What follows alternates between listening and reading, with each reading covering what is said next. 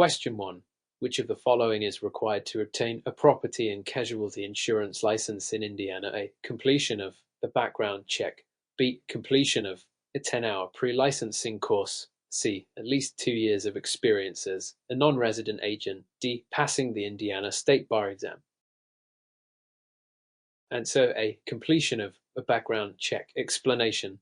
To obtain a property and casualty insurance license in Indiana, an individual must undergo a background check to assess any criminal history while completing pre-licensing education and passing an exam are part of the requirements. The background check is specifically mandated under Indiana insurance regulations. The requirement is outlined in Title 760 of the Indiana Administrative Code, Section 760 IAC 1.324, which specifies that all applicants must undergo this check before being licensed. Question 2. Mr. Thompson is a licensed insurance agent in Indiana and wishes to renew his license. What is the renewal requirement for insurance agents in Indiana? A. Renewal must occur every 3 years with no continuing education required.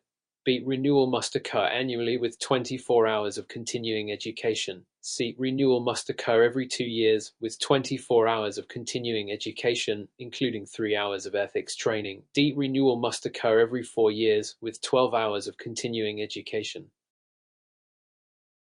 Answer. C. Renewal must occur every 2 years with 24 hours of continuing education, including 3 hours of ethics training. Explanation. In Indiana, insurance agents are required to renew their licenses every 2 years. As part of the renewal process, agents must complete 24 hours of continuing education C, which includes at least 3 hours dedicated to ethics. This ensures agents remain knowledgeable about current laws, regulations, and ethical standards in the insurance industry. These requirements are outlined in the Indiana Insurance Code and Administrative Code, Title 760. Continuing education is critical in ensuring that agents stay current with industry changes. Question 3. Scenario-based question. Mr. Brown is an insurance broker in Indiana. He recently received a complaint from a client regarding the mismanagement of a claim by an insurer.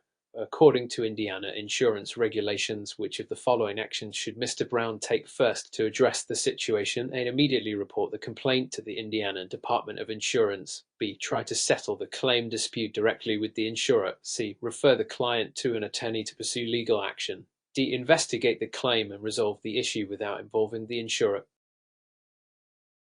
Answer A. Immediately report the complaint to the Indiana Department of Insurance. Explanation. Under Indiana regulations, insurance brokers and agents are required to report client complaints about insurance company practices to the Indiana Department of Insurance, IDOI. The IDOI is the regulatory body responsible for overseeing insurance companies' actions in the state, including claim practices. Mr. Brown should not attempt to settle the dispute independently or advise legal action before notifying the department. Reporting to the IDOI ensures that the complaint is properly investigated and that any violations of insurance laws or regulations are addressed according to the law. The reporting requirement is defined under Title 760 of the Indiana Administrative Code. Question 4. Which of the following is an example of an unfair trade practice under Indiana insurance regulations? A. Offering an insurance policy at a discount to attract new clients. B. Misrepresenting the terms and conditions of an insurance policy to a client. C. Providing additional coverage without client consent. D. Advertising a new product with an introductory offer. Answer. B. Misrepresenting the terms and conditions of an insurance policy to a client. Explanation. Under Indiana insurance regulations, misrepresentation of insurance policies is considered an unfair trade practice. Agents and brokers are prohibited from misrepresenting the terms, benefits, or any other material aspect of a policy. Such practices undermine consumer trust and violate provisions under the Indiana Insurance Code, Title 760. This regulation aims to protect consumers from being misled about their coverage, ensuring they understand their policies before purchasing them. Question 5. An insurance agent in Indiana is found to have repeatedly violated the Indiana Insurance Code. What disciplinary action could the Indiana Department of Insurance take against the agent? A. The agent may receive a written warning with no further action. B. The agent's license could be suspended or revoked. C. The agent could be required to pay a fine but may continue practicing. D. The agent will be required to complete additional continuing education without further penalty. Answer. B. The agent's license could be suspended or revoked. Explanation: the Indiana Department of Insurance (IDOI) has the authority to take disciplinary actions against licensed agents who violate the Indiana Insurance Code. If an agent repeatedly violates regulations, the IDOI can suspend or revoke the agent's license. These actions are outlined under Title 760 IAC 1335, which provides that agents may be penalized for violations ranging from administrative fines to license suspension or revocation. The severity of the penalty depends on the nature and frequency of the violations. Question 6. Mr. Adams is an insurance agent in Indiana. He has a client who is considering purchasing a variable annuity product. What is the primary regulatory requirement for Mr. Adams before recommending this product? A. Ensure that the annuity is offered by an in-state insurer only. B. Complete a suitability analysis to confirm the client's financial needs. C. Ensure the client understands that the annuity may not have guaranteed returns. D. Guarantee the client that the annuity will provide a minimum return of 5%. Answer: B. Complete a suitability analysis to confirm the client's financial needs. Explanation: in Indiana, as part of regulatory guidelines for annuities, insurance agents are required to conduct a suitability analysis before recommending a variable annuity product. The analysis must assess whether the product aligns with the client's financial goals, risk tolerance, and investment objectives. This requirement ensures that insurance agents provide recommendations based on the client's actual needs and not on personal gain. This regulation is critical in preventing the sale of unsuitable financial products as outlined in the Indiana Insurance Code and Title 760 IAC 1193. Question 7. Which of the following is not a characteristic of a non-admitted insurer under Indiana insurance regulations? A. The insurer is not licensed by the Indiana Department of Insurance. B. The insurer does not participate in the state's insurance guarantee fund. C. The insurer is not subject to the rate approval process by the state. D. The insurer must operate within the limits set by the National Association of Insurance Commissioners (NAIC). Answer: D. The insurer must operate within the limits set by the National Association of Insurance Commissioners (NAIC). Explanation: a non-admitted insurer is one that has not been licensed by the Indiana Department of Insurance (IDOI). Non-admitted insurers do not participate in the state's insurance guarantee fund, and their rates are not subject to approval by the IDOI. However, the statement regarding operating within the limits set by the NAIC is not defining characteristic of non-admitted insurers. Non-admitted insurers may still comply with the NAIC's guidelines, but they are primarily subject to the regulations of their own jurisdiction. Non-admitted insurers are often used in surplus lines insurance, which is for unique or high-risk coverage not available from admitted carriers. Question 8. Which of the following statements about the Indiana Insurance Guarantee Fund is correct? A. It covers all claims made against an insurance company regardless of the financial stability of the insurer. B. It provides coverage for claims that are within the limits of the insurance policy regardless of the insurer's insolvency. C. It only applies to life insurance policies issued by admitted insurers. D. It is a voluntary fund that policyholders must choose to opt into. Answer: B. It provides coverage for claims that are within the limits of the insurance policy, regardless of the insurer's insolvency. Explanation: the Indiana Insurance Guarantee Fund is designed to protect policyholders by covering claims when an insurer becomes insolvent. The fund provides coverage for claims that fall within the limits of the insurance policy, ensuring that policyholders do not suffer financial loss due to an insurer's inability to pay claims. This is in accordance with Indiana Code 2768, which establishes the guarantee fund for both property and casualty and life and health insurance policies. It applies to policies from admitted insurers, and it is not a voluntary program for policyholders. Question 9. Which of the following is a requirement for an insurance company to maintain a license to do business in Indiana? A. The company must meet the minimum surplus and capital requirements established by the Indiana Department of Insurance. B. The company must have an office located in every county in Indiana. C. The company must offer a minimum of 3 types of insurance products. D. The company must be able to demonstrate the ability to offer discounts to all policyholders. Answer: A. The company must meet the minimum surplus and capital requirements established by the Indiana Department of Insurance. Explanation: to maintain a valid license to operate in Indiana, an insurance company must meet specific financial requirements set by the Indiana Department of Insurance, including minimum surplus and capital reserves. This ensures the insurer has the financial capacity to fulfill its obligations to policyholders. These requirements are outlined in the Indiana Insurance Code, which mandates that insurers demonstrate financial stability through audits and regular reporting to the IDOI. Title 760 Act 137. Offering multiple types of insurance products or providing discounts is not a requirement for licensing. Question 10. In Indiana, which of the following actions would most likely be considered a violation of the state's insurance fraud prevention laws? A. An agent advises a client to file a claim for property damage caused by a covered event. B. An agent submits a claim for a loss that the policyholder did not sustain, knowing the claim is false. C. An agent provides a discount on insurance premiums to a client as part of a promotional offer. D. An insurer delays payment on a claim pending additional documentation from the claimant. Answer. B. An agent submits a claim for a loss that the policyholder did not sustain, knowing the claim is false. Explanation. Submitting a fraudulent claim or assisting in submitting one is a clear violation of Indiana's insurance fraud prevention laws. Fraudulent claims, whether made by agents or policyholders, are subject to civil and criminal penalties under the Indiana Insurance Code, Title 760 Act 136. This includes any intentional misrepresentation of facts to collect insurance benefits, which is considered insurance fraud. The Indiana Insurance Fraud Prevention Bureau investigates such cases, and violators face penalties including fines, suspension, and potential criminal prosecution. Question 11. Which of the following is a requirement for an insurance producer agent to be licensed in Indiana? A. The producer must complete at least 15 hours of continuing education every 2 years. B. The producer must pass a background check with no prior criminal convictions. C. The producer must maintain a physical office in Indiana. D. The producer must submit to a financial audit by the Indiana Department of Insurance every year.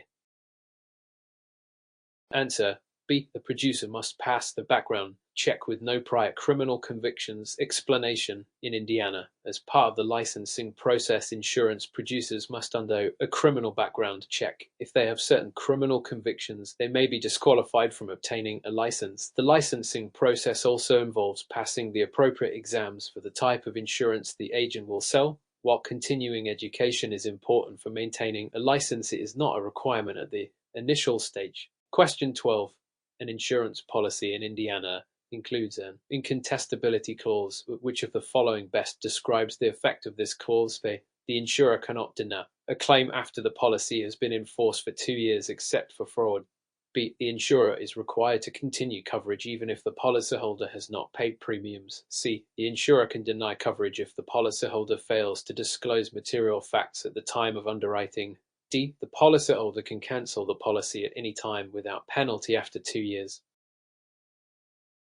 Answer A. The insurer cannot deny a claim after the policy has been in force for 2 years except for fraud. Explanation. The incontestability clause ensures that after a policy has been in force for 2 years, the insurer cannot contest the validity of the policy or deny claims except in cases of fraud or material misrepresentation. This provision is commonly included in life insurance policies to provide the policyholder with greater security after a period of time. The 2-year period helps protect consumers from being denied coverage for minor errors or omissions that may have occurred at the time of underwriting. Question 13. Which of the following types of insurance is typically regulated as surplus lines insurance in Indiana? A. Homeowners insurance. B. Commercial liability insurance. C. Workers' compensation insurance. D. Insurance that is not available through admitted insurers and covers high-risk exposures. Answer D. Insurance that is not available through admitted insurers and covers high-risk exposures. Explanation. Surplus lines insurance refers to coverage provided by non-admitted insurers for risks that are not typically available through admitted insurers.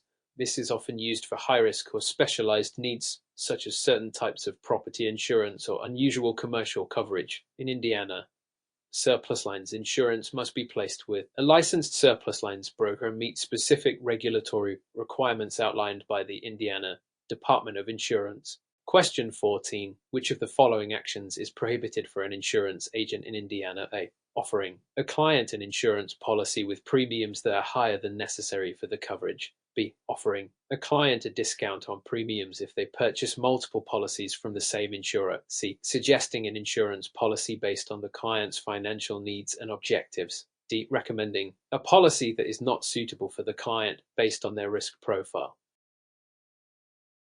Answer D. Recommending a policy that is not suitable for the client based on their risk profile. Explanation: in Indiana, insurance agents are required to recommend policies that align with their clients' financial needs and risk tolerance. It is prohibited for agents to recommend policies that are not suitable for the client, as this could lead to financial hardship for the policyholder. This is in line with the principle of suitability, which protects consumers by ensuring that insurance products are appropriate for their situation. Question 15. Which of the following is a legal requirement for an insurer to cancel an insurance policy in Indiana? A. The insurer must provide at least 30 days notice to the policyholder before canceling the policy. B. The insurer must provide a refund of the unearned premiums to the policyholder within 45 days. C. The insurer must notify the policyholder in writing within 10 days of the cancellation decision. D. The insurer must first offer the policyholder a reduced coverage option before cancellation. Answer A. The insurer must provide at least 30 days notice to the policyholder before cancelling the policy. Explanation: Indiana insurance regulations require that insurers provide at least 30 days written notice before cancelling a policy. This allows the policyholder time to make alternative arrangements for coverage. This notice period is designed to give the policyholder a fair opportunity to secure new coverage and avoid a lapse in insurance protection. Question 16. Which of the following is a valid defense for an insurance company in Indiana if a claim is denied due to a policyholder's misrepresentation? A. The misrepresentation must be intentional and made with fraudulent intent. B. The insurer must prove that the misrepresentation resulted in loss to the company.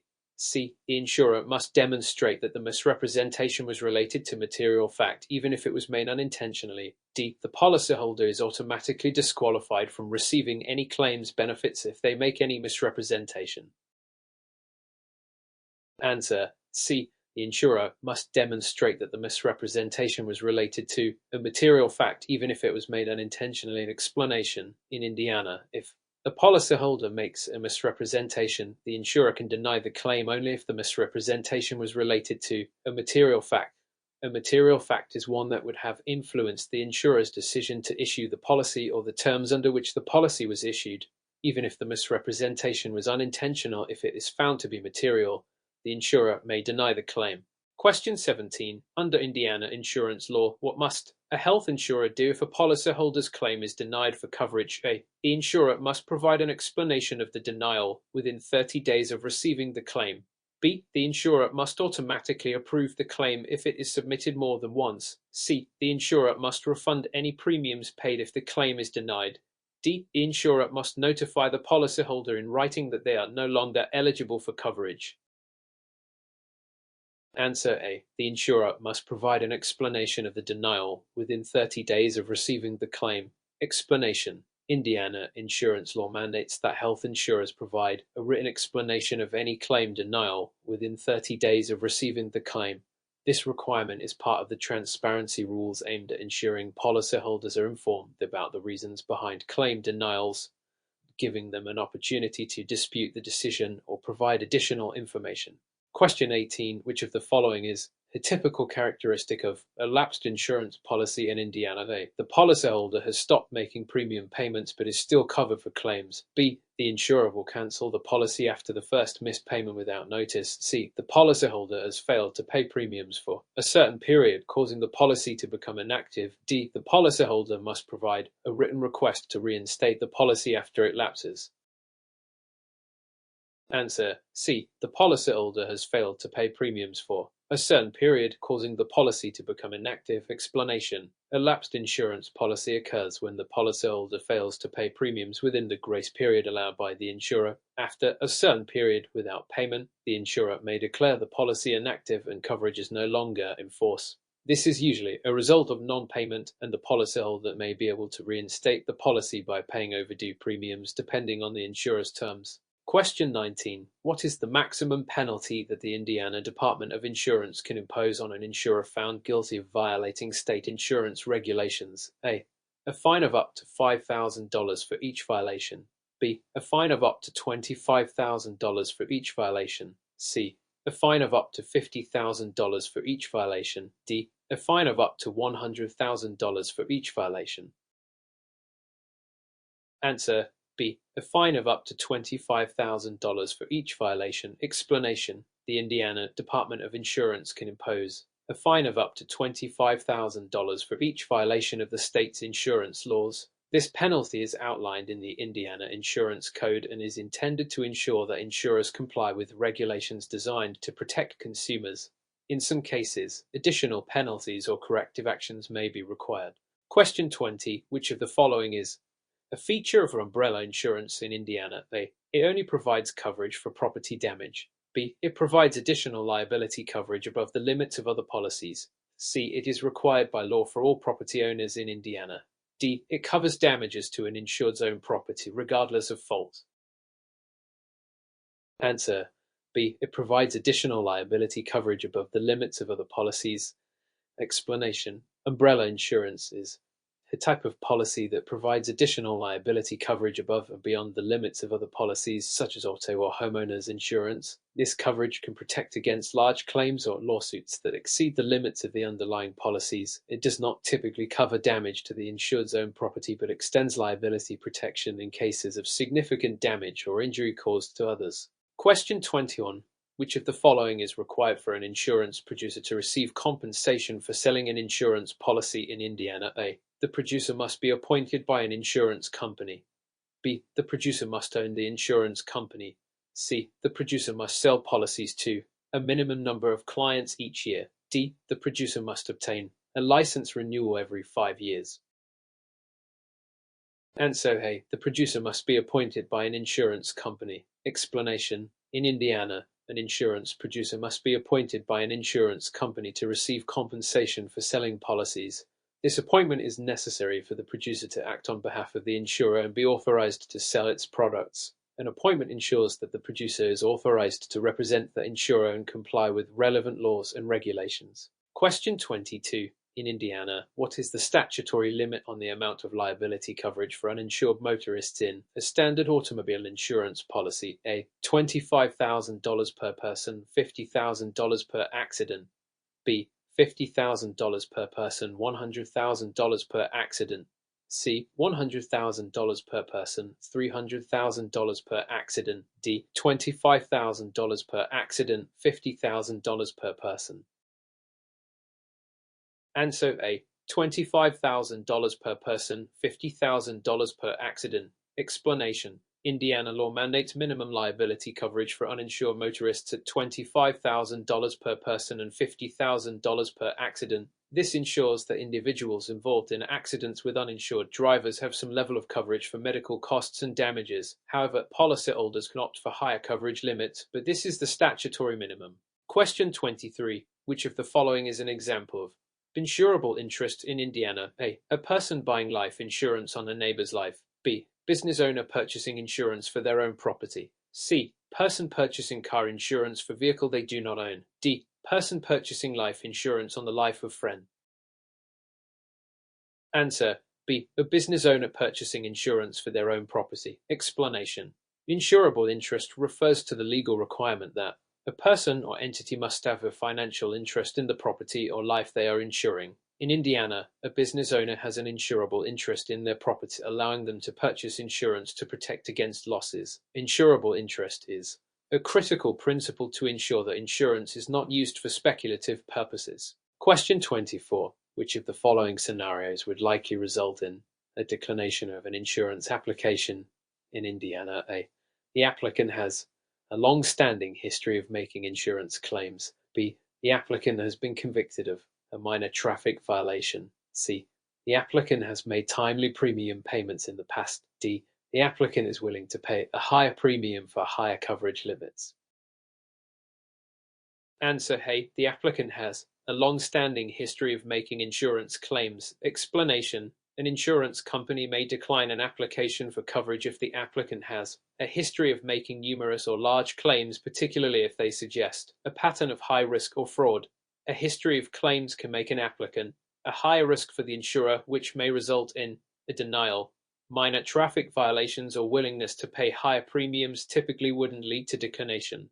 Question 25. Which of the following must be included in the cancellation notice when an insurer cancels a policy in Indiana? A. The insurer's financial statements for the past year. B. The reasons for the cancellation and the effective date. C. The agent's commission rate. D. The policyholder's medical history. Answer. B. The reasons for the cancellation and the effective date. Explanation. When an insurer cancels a policy in Indiana, they are required to provide a cancellation notice that includes the reasons for the cancellation and the effective date. This ensures that the policyholder is informed of the cause of the action and when the policy will no longer provide coverage. This information helps the policyholder make alternative arrangements for coverage. Question 26. Which of the following is a typical feature of a rider in an insurance policy in Indiana? A. It allows the policyholder to cancel the policy anytime without penalty. B. It provides additional coverage or alters the terms of the policy. C. It automatically increases the coverage limits without additional premium payment. D. It exempts the insurer from any liability for claims. Answer. B. It provides additional coverage or alters the terms of the policy. Explanation. A rider is an amendment or addition to an insurance policy that modifies or adds coverage. Riders are often used to tailor a policy to the specific needs of the policyholder. They can provide additional benefits, change terms, or add exclusions. Riders may increase the premium depending on the coverage they provide. Question 27. Which of the following must be true for an insurance policy to be considered void in Indiana? A. The policyholder must fail to make timely premium payments. B. The policyholder must have made a fraudulent misrepresentation at the time of underwriting. C. The insurance company must decide to stop providing coverage for all customers. D. The policyholder must cancel the policy within the first 30 days. Correct answer. B. The policyholder must have made a fraudulent misrepresentation at the time of underwriting. Explanation. A policy can be considered void if the policyholder made a fraudulent misrepresentation at the time of underwriting.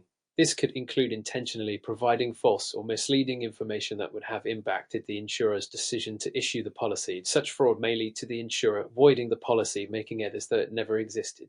Question 28. Which of the following is considered constructive notice under Indiana law regarding insurance? A. Mailing a written notice of cancellation to the policyholder's last known address. B. Sending text message to the policyholder's phone number. C. Telling policyholder verbally about policy change. D. Emailing policyholder about the cancellation. Answer A. Mailing a written notice of cancellation to the policyholder's last known address. Explanation. Constructive notice is a legal concept in which a person is considered to have received notice even if they did not directly receive it. Under Indiana law, if an insurer sends a written notice of cancellation to the policyholder's last known address, the policyholder is considered to have received the notice regardless of whether they actually read it. This helps ensure that the insurer can prove they made the necessary notifications. Question 29. In Indiana, which of the following types of insurance must be offered as part of a standard automobile policy? A. Bodily injury liability coverage. B. Collision coverage. C. Uninsured motorist coverage. D. Medical payments coverage. Answer A. Bodily injury liability coverage. Explanation. In Indiana, bodily injury liability coverage is required as part of a standard automobile insurance policy. This coverage helps pay for injuries that the policyholder causes to other people in an accident. Uninsured motorist coverage is also required, but other coverages like collision or medical payments coverage are optional and can be added by the policyholder for additional protection. Question 30. In Indiana, how often must a life insurance produce a complete continuing education to maintain their license? A. Every 2 years. B. Every 3 years. C. Every year. D. Every 5 years. Answer A. Every 2 years. Explanation.